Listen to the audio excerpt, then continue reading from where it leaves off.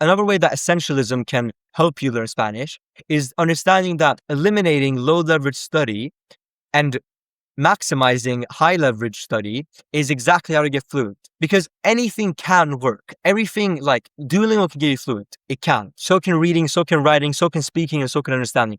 Everything works. It's just some things give you more bang for your buck. Some things have more leverage, which means the inputs that you put in give you more output. You get more results. Each time you do it, you get closer to your goal than if you did something else. That's what it means. And so if your goal is conversational fluency, for example, sure, reading might help you a little, but will it help you more than practicing conversations?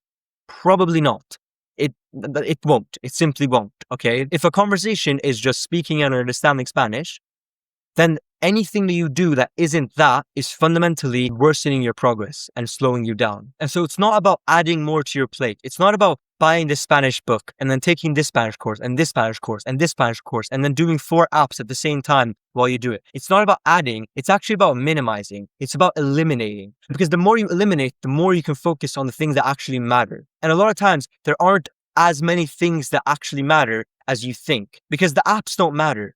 Okay, reading doesn't matter. Writing doesn't matter for conversations. What matters for conversations, the only requirements are simply speaking Spanish and understanding spoken Spanish. And so if those are the only 2 requirements, why would you even focus on other things? And by the way, if you're just getting started, I highly recommend joining the Speedy Spanish Hub. It's a free community I created with a bunch of free resources and guides to help you start learning Spanish with these methods. And it'll be the first link in the description.